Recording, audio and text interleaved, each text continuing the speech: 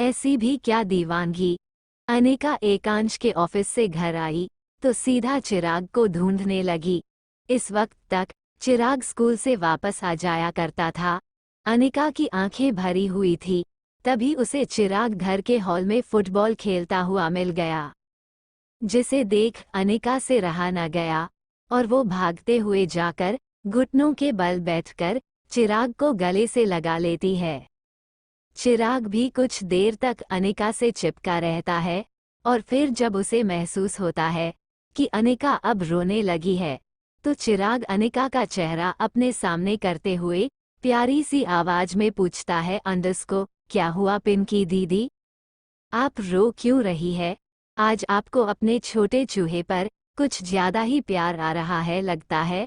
तभी अनिका झट से अपने आंसू पोंछ लेती है और जल्दी से अपने चेहरे पर मुस्कुराहट लाते हुए चिराग से बोलती है, अंडस्को, कुछ नहीं छोटे चूहे। वो ना, आज मुझे तेरी बहुत याद आ रही थी। सुबह मेरे मन करा था कि तुझे स्कूल ना जाने दूं, लेकिन फिर तुझे नहीं रोका और पूरे दिन में बौ होती रही। चल अब तू खेल। वैसे एक बात बताएगा क्या? चिराग अंडस्को, हाँ पूछो ना दीदी, क्या बात है? अनिका अंडस्को, आज तेरे साथ स्कूल में कुछ हुआ था क्या? तभी चिराग अपने दिमाग पर उंगली रखकर ऊपर की तरफ देख सोचते हुए बोलता है, ममम, क्या हुआ था मेरे साथ? हाँ, आज ना मेरे स्कूल के नए प्यून है ना, उन्होंने अचानक ही मेरा मुंह बंद कर लिया और मुझे स्कूल के बैक एरिया की तरफ ले गए। मैं बहुत डर गया था, लेकिन थोड़ी देर बाद उन्होंने बताया कि वो हाइड एंड सीक खेल रहे हैं और उन्होंने चुपके से मुझे भी अपनी टीम में शामिल कर लिया है। फिर हम दोनों ने बहुत मजे किए। उन्होंने मुझे चॉकलेट खिलाई और कहा कि कल भी हम लोग ऐसे ही गेम खेलेंगे। ये बात सुन अनिका और ज्यादा डर गई और उसने चिराग के चेहरे को अपने हाथ में भरते हुए कहा, अंडस्को, आगे से किसी भी अनजान इंसान से इतनी ज्यादा घुलने मिलने की जरूरत नहीं है। और वो अंकल अगर तुझे मिले ना, तो सीधा अपनी क्लास टीचर को जाकर बताना, समझा? चिराग अंडस्को, ओके पिंकी दीदू, मैं आगे से उनके साथ कभी नहीं खेलूंगा। अब मैं अपने दोस्तों के साथ खेलने जाऊं। चिराग की बात पर अनिका हाँ में अपना सिर हिला देती है और चिराग अपना फुटबॉल उठाकर वहां से चला जाता है। ये सब बिन्नी, जो दरवाजे से अंदर आ ही रही थी, ने सुन लिया था और वो अनिका से पूछने लगी, अंडस्को, क्या हुआ अनिका? तू चिराग से क्या कह रही थी और तू इतनी डरी हुई गुमसुम सी क्यों लग रही है? What's happening? तभी अनिका दरवाजे की तरफ देखते हुए बिन्नी से पूछती है, तू और वीर भाई कॉलेज गए थे ना? वीर भाई कहाँ पर है? बिन्नी अंडस्को, वो आरव से मिलने हॉस्पिटल चला गया और अभी मुझे घर ड्रॉप करके गया है। तू बता तो बात क्या है? तभी अनिका उसका हाथ पकड़ती है और बोलती है, तू मेरे साथ कमरे में चला। अनिका बिन्नी को कमरे में ले जाकर सारी बातें बताती है। तभी बिन्नी का रिएक्शन निकला, अंडस्को, क्या तूने उस एकांश सिंह ओबरॉय से शादी कर ली? बिन्नी चौंकते हुए अनिका से पूछने लगी। तभी अनिका दरवाजे की तरफ एक नजर देखकर बिन्नी से बोलती है, अंडस्को, शुश, चुप हो जा पागल। अगर किसी ने सुन लिया तो खामखा बवाल हो जाएगा। उसने मुझे चिराग को जान से मारने की धमकी दी और अगर मैं उन पेपर पर साइन नहीं करती तो वो चिराग को नुकसान पहुंचा कर ही रहता। तूने सुना ना, कोई आदमी चिराग के साथ हाइड और सीक से खेल रहा था। वो कोई और नहीं बल्कि एकांश का ही आदमी था। उस वक्त मुझे एकांश से बचने का कोई और रास्ता नहीं मिला और मैंने उन पेपर्स पर साइन कर दिए। लिहाजा अब हम दोनों कानून की नज़र में हस्बैंड वाइफ हो गए हैं। I can't believe this Binny. वो आदमी मुझे झटके पे झटका दिए जा रहा है। मुझे उस आदमी से अपना पीछा छुड़ाना है बस। वही बिन्नी अपने सर पर हाथ रखकर बेड पर हैरत से बैठ गई और बोली, अंडस्को, इसके बाद भी तुझे कोई ऑप्शन नजर आ रहा है क्या? You are married? अब उस आदमी का तुझ पर हक है। धमकी देकर ही सही उसने तुझसे शादी कर ली है। मैरिज पेपर्स कोई मजाक नहीं होते। तू समझदार है अनिका, तुझे उसे समझाना चाहिए था, न कि उस पेपर पर साइन करने चाहिए थे। तभी अनिका रोती हुई बोली, मुझे नहीं समझ आ रहा था तब कि करना क्या है उससे उस सिचुएशन में, क्योंकि मुझे पता था कि अगर मैं साइन नहीं करती तो आज चिराग को कुछ भी हो सकता था। वो बार बार अपनी बात मनवाने के लिए मेरे अपनों को नुकसान पहुंचाता है। इसका मैं पहले भी डेमो साथ देख चुकी हूँ। अब उसे किसी को मुझे घर में सबके सामने शादी के लिए हाँ करने को कहा है। और तू तो जानती है ना मेरी फैमिली के बारे में, वो थोड़ी ना इस शादी को होने देंगे। एकांश के पूरे खानदान से लड़ जाएंगे वो, लेकिन इस 20 साल की छोटी सी उम्र में मेरी शादी नहीं होने देंगे, मेरी मर्जी के बावजूद भी नहीं। ये वह सब सुन बिन्नी का तो सिर्फ फटे जा रहा था। अनिका से ज्यादा उसे इन सब चीजों की चिंता होने लग गई थी। तभी उसने खुद को कंट्रोल करके अनिका को संभालते हुए कहा, अंडस्को, तू टेंशन मत ले अनिका, कुछ घंटे चैन से सोचते हैं आगे करना क्या है। बहुत बड़ी मुसीबत में पड़ गई है तू, सब कुछ ब्लैंक नजर आ रहा है। इधर तुषार और एकांश भी ऑफिस से निकल चुके थे और इस वक्त एक ही गाड़ी में बैठे थे। एकांश तुषार की तरफ देखता है जो इस वक्त उसे ही घूर रहा था। तभी एकांश बिना भाव के चेहरे के साथ तुषार से पूछता है, अंडस्को, क्या हुआ? तुम मुझे इस तरीके से क्यों देख रहे हो? तुषार, अंडस्को, आज तूने शादी कर ली है। एकांश, तूने उस लड़की से, मेरा मतलब है भाभी से, उस पेपर पर साइन करवा लिए, जबकि हम सुबह उनके घर रिश्ता लेकर गए थे तो उनके घर वालों ने साफ साफ इस रिश्ते से इनकार कर दिया था। How is this possible? तूने मुझे आधे घंटे के अंदर कॉलेज के प्राइवेट रिस्ट्रिक्शंस को तोड़कर अनिका भाभी की सारी डॉक्यूमेंट की कॉपी मुझसे मंगवाई। माना कॉलेज तेरा है, तू जो चाहे ले सकता है। साथ ही तूने वकील को भी फोन कर दिया कि वो मुझसे सारे पेपर्स लेकर जल्दी से कोर्ट के कागज बनवाएं। और पलक झपकते ही तूने अनिका भाभी से पेपर पर साइन भी करवा लिए। आखिर ऐसी भी क्या दीवानगी? और जब तूने उनसे शादी कर ही ली है तो फिर तू उन्हें अपने घर क्यों नहीं लेकर जा रहा? तुषार के इतने सारे सवाल सुन एकांश बोलता है, अंडस्को, हो गया तुम्हारा? It is not your business. आगे तुमसे जो बोला जाएगा वही करना। अभी ओबरॉय मेंशन चलते हैं और इन मैरिज पेपर्स के बारे में तुम मिस ओबरॉय को कुछ नहीं बताओगे। कल वो फिर से माथुर मेंशन में जाएंगी। तुषार एकांश का चेहरा देखते ही रह जाता है। इतने में गाड़ी ओबरॉय मेंशन के सामने जाकर रुक जाती है। एकांश और तुषार गाड़ी से निकलकर मेंशन की तरफ बढ़ते हैं, जहां अंदर जाते ही उन्हें सौम्या दिखती है, जो इस वक्त ब्राउन लेदर की क्रॉप टॉप, जो कि काफी ज्यादा छोटी थी और उसके पेट से काफी ऊपर, और स्लीवलेस भी। साथ ही उसने वाइट कोरियन ट्राउजर पहना हुआ था, जिसमें उसका लुक देखते ही बन रहा था। हर बार की तरह वो काफी ज्यादा हॉट लग रही थी और फोन पर किसी से बात कर रही थी। मगर जैसे ही उसने एकांश घर के अंदर आते देखा, उसने कॉल कट कर दिया और एकांश, जो सीधे सीढ़ियां चढ़कर अपने कमरे में जाने ही वाला था, से बोली, अंडस्को, कहाँ जा रहे हो बेबी? आज रात में क्लब जाने का सोच रही हूँ, मेरे साथ चलोगे? एकांश आगे बढ़ते बढ़ते रुक जाता है और अपनी भौए हुए पीछे मुड़कर सौम्या की तरफ देखते हुए कहता है, अंडस्को, इस तुषार को ले जाओ, मेरे पास तुम्हारे साथ जाने के लिए टाइम नहीं है। तभी तुषार हकलाते हुए बोलता है, अंडस्को, अबे मैं नहीं जाऊंगा। मैं कैसे जा सकता हूँ इसके साथ? मेरा भी कुछ स्टेटस है। ये बॉलीवुड एक्ट्रेस है तो क्या है, तो फ्लॉप ना? किसी ने इसके साथ मेरे रिलेशन के रूमर बना दिए तो बेवजह कोई अच्छी लड़की भी मुझे नहीं मिलेगी। तभी सौम्या तुषार की बात पर गर्म मिजाज होते हुए बोली अंडरस्को, ओह हेलो, हाउ डरे यू, क्या कहा अभी तुमने मुझे, फ्लॉप एक्ट्रेस, यू, शक्ल देखी है अपनी गंदी सी, सर्कस के जोकर दिखते हो तुम, आए बड़े मुझसे अपने आप को कंपेयर करने, यू ब्लडी रास्कल। तुषार एकांश को देखते हुए बोला, देख देख कितनी बदतमीज है ये, बार बार गाली देती है मुझे, मैं नहीं जाना इसके साथ कहीं भी। तभी सौम्या लगभग चिल्लाते हुए बोली अंडरस्को, अबे तो तुझे बोला किसने मेरे साथ जाने को, मैंने कहा क्या, हाँ, और बदतमीज होगा तू, तेरा बाप तेरा पूरा खानदान।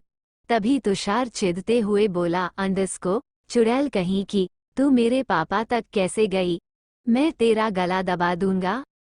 कहते हुए तुषार अपने दोनों हाथ सौम्या के गले की तरफ बढ़ाने लगा। तभी एकांश बीच में बोल पड़ा अंडरस्को, stop it Tushar, don't behave like a child. तभी तुषार ने अपने हाथ पीछे कर लिए और सीधा खड़ा होकर गुस्से से सौम्या को घूरते हुए बोला अंडरस्को, आगे से मेरे साथ ऐसी बदतमीजी नहीं चलेगी समझी, वरना तुझे असली की चुड़ैल बना दूंगा। तुझे पता नहीं है मैं क्या क्या करवा सकता हूँ। एकांश और तुषार कमरे में जाने लगे। इधर सौम्या पैर पटकते हुए गुस्से से बुदबुदाते हुए बोली अंडरस्को, हाँ पावर, बोल तो ऐसे रहा है जैसे किसी माफिया डॉन का जिगरी यार है। फॉरगेट हिम सौम्या डार्लिंग, तुम्हें इस पर नहीं ऐसों पर ध्यान देना चाहिए। तुम्हारे बिलियनर फ्यूचर की चाबी तो वही है ना, और इसके लिए तो मैं कुछ भी करूंगी, वो भी जो शादी के बाद होता है, क्योंकि शादी तो मुझे इसी से करनी है, तो शर्म किस बात की। मेरी अदाओं से तुम्हें घायल होना ही पड़ेगा। ऐसो कहते हुए सौम्या अपने ब्राउन लिपस्टिक वाले होंठ दांतों तले काफी मदहोशी से दबाने लगती हैं। एकांश अपने कमरे में जाता है और थोड़ी देर में चेंज करके वो आईने के सामने आकर खड़ा हो जाता है और अपने दाएं हाथ की हथेली जिसमें पट्टी बंधी हुई थी को देख उसके चेहरे पर डेविल स्माइल आ जाती है। एकांश इस वक्त सिर्फ एक ब्लैक लोवर था और उसकी ऊपर की बॉडी बिल्कुल न्यूड थी। अपने आप को आईने में देख एकांश खुद से ही बातें करते हुए बोलता है, आज तक किसी भी चीज में मैंने इतना स्ट्रगल नहीं किया जितना उस लड़की को अपने करीब रखने के लिए कर रहा हूँ। बहुत नशा है उसके अंदर जिसने मुझे पागल कर दिया है। उसकी वो आंखें, उसका वो प्यारा सा चेहरा, उसके होंठ, उसकी बातें, सब दुनिया से अलग है। अच्छा हुआ कि मेरे उस दुश्मन ने मुझे ऐसी हालत में पहुंचा दिया जिस वजह से मैं अपनी बेबी से मिला।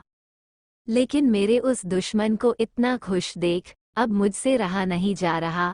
बहुत जल्द मैं उसका भी हिसाब बराबर करूंगा। आस्तीन के सांप को कुचलने में बहुत मजा आएगा, बहुत। अब एकांश की आंखों में बहुत ज्यादा नफरत नजर आ रही थी। उसकी आंखें लाल हो चुकी थी और हल्की सी टेढ़ी मुस्कुराहट उसके इस लुक को और भी ज्यादा खतरनाक बना रही थी।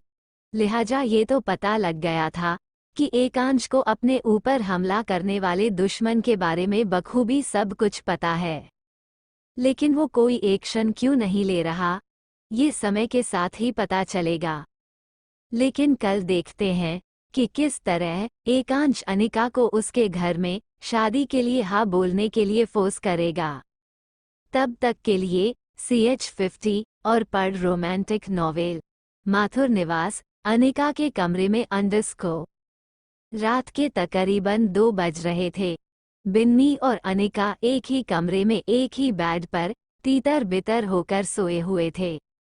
नींद में बिन्नी ने अनिका के पेट पर अपना हाथ रख दिया था और एक पैर पर एक पैर, दोनों गहरी नींद में थे। तभी अनिका नींद में बुदबुदाते लगी, अंडरस्को प्लीज उठो ना मेरे ऊपर से, एकांश तुम कितने भारी हो। अनिका की आवाज सुन बिन्नी की नींद टूट जाती है और वो एक आंख खोल के अनिका को नींद में बोलते देखने लगी। साथ ही उसने अपना हाथ और पैर अनिका के ऊपर से हटा लिया।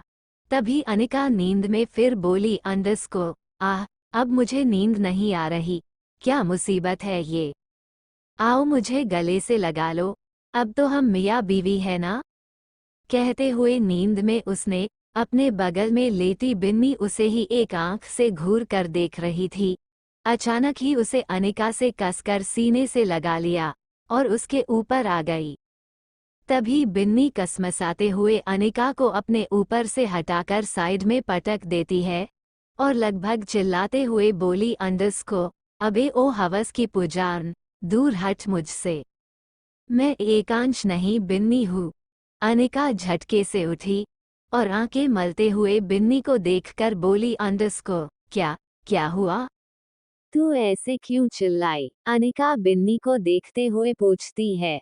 तभी बिन्नी इनके बड़ी करके बोलती है, अंडस को, मैं क्यों चिल्लाई? अबे तू तो उस एकांश की इज्जत लूट ही चुकी है, अब मेरी इज्जत के पीछे पड़ी है। एकांश समझ के तू मेरे साथ आ और पढ़ रोमांटिक नॉवेल और सोच एकांश के बारे में। मैं कहीं और जा रही हूँ सोने, कहकर बिन्नी बेड पर से उठने लगी। तभी अनिका उसका हाथ पकड़ उसे रोकते हुए बोली, अंडस को, बिन्नी रुकना। सॉरी, मुझे याद आया, मैं सपना देख रही थी। प्लीज शांत होके सो जा और मुझे भी सोने दे। हम दोनों तो लड़की है ना, मैं तेरे साथ जबरदस्ती कैसे कर सकती हूँ? मैंने अपने जेंडर का टेंडर भरा हुआ है। मैं एक प्योर लड़की हूँ। तू मेरे साथ सेफ है। चल अब मुझे नींद आ रही है, सो जा और मुझे भी सोने दे। कहकर अनिका अंगड़ाई लेकर से गई और बिन्नी उसे देख बुदबुदाती हुई बोली, अंडस को, एक ये है जो शादी से पहले सारे मजे ले चुकी है और इसके पीछे वो एकांश ओबरॉय इतना पागल है कि इसे सपने में भी नहीं छोड़ता। और एक मेरा वीर, शर्मीलों का सरदार, लड़कियों से और खासकर मुझसे ऐसे दूर भागता है जैसे मैं उसे खा जाऊंगी। पागल कहीं का। उसे क्या पता मैं उससे कितना प्यार करती हूँ और मुझे उसी से शादी करनी है। हाय मेरे असंभव ख्वाब, न जाने कब सच होंगे। बिन्नी भी सो गई। सुबह के 6 बजे बिन्नी और अनिका पूरे में से दिए हुए थे। दोनों के मासूम से चेहरे इस वक्त सोते हुए बेहद प्यारे लग रहे थे, मगर दोनों के चेहरे पर अजीब से एक्सप्रेशन तब आ गए जब उनके कानों में फोन की रिंगटोन सुनाई दी। बिन्नी अनिका को हिलाते हुए बोलती है, अंडस को, अनु, प्लीज उठना, तेरा फोन बज रहा है, ये बंद कर, मुझे अभी नहीं उठना। तभी अनिका तकिए में मुंह छुपाते हुए बोलती है, मुझे कौन सा जाग के भांगड़ा करना है भैया? काट दे फोन, मेरे को नहीं बात करनी किसी से। बिन्नी बड़बड़ाते हुए बगल के टेबल से फोन उठाते हुए बोली, अंडस को, पता नहीं सुबह सुबह किस मनहूस का फोन आ गया, पूरी नींद हराम कर दी। कहते हुए बिन्नी अनिका के फोन को हाथ में लेती है और फोन कट करने के लिए स्क्रीन पर देखती है। फोन स्क्रीन पर एएसओ शो हो रहा था, जिसे देख बिन्नी चौंकते हुए बोलती है, वाह बेटा, एक तरफ तुझे उस आदमी से पूछा छुड़ाना है और दूसरी तरफ उसका नाम फोन में सेव किए बैठी है। तभी बिन्नी अनिका को हिलाते हुए बोलती है, ओए मैडम, जल्दी से जाग जाओ, आपके अनवांटेड हस्बैंड का फोन आया है, बात कर लो। ये सुन अनिका झटके से उठकर बेड पर बैठ जाती है और बिन्नी के हाथ से फोन ले लेती है। फोन स्क्रीन पर ऐसो का नाम देख उसके चेहरे पर भी हैरत आ जाती है। डोर भी वो गुस्से से कॉल रिसीव करती है। फोन के दूसरे तरफ से आवाज आती है, गुड मॉर्निंग स्वीट हार्ट, मेरे बगैर रात कैसी गुजरी तुम्हारी। ये आवाज एकांश थी जो इस वक्त JYM में एक्सरसाइज कर रहा था और ब्लूटूथ के जरिए वो अनिका से बात कर रहा था।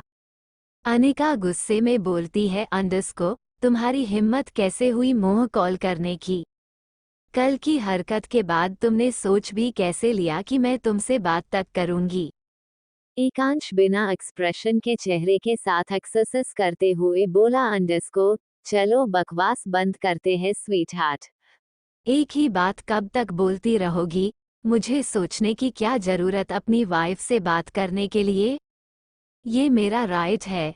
और हाँ, आज का काम याद है ना तुम्हें? शादी के लिए हाँ करना है तुम्हें सबके सामने, वरना आज रात ही तुम्हें मैं सबके सामने उठा के तुम्हारे घर से ले जाऊंगा।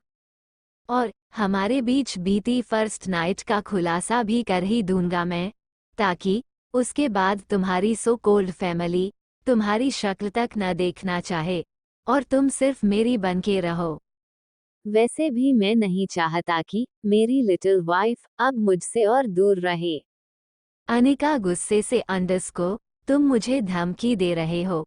एकांश अंडरस्को, नहीं बीवी, वार्निंग दे रहा हूँ। अगर तुमने सोचा भी होगा ना कि तुम वैसा नहीं करोगी जैसा मैं कह रहा हूँ, तो मेरे पास बहुत आसान ऑप्शन है तुम्हें अपने पास हक से लाने के लिए। अब सुबह सुबह लड़ना बंद करो और कॉलेज के बाद मेरा आदमी तुम्हें लेने आएगा। उसके साथ मेरे पास आना है तुम्हें। एक खास सरप्राइज तुम्हारा वेट कर रहा है। उसके बाद तुम्हारा मूड खुद ब खुद मुझसे शादी करने को करेगा। कहकर एकांश ने कॉल काट दिया और इधर अनिका बिन्नी एक दूसरे का चेहरा देखने लगी।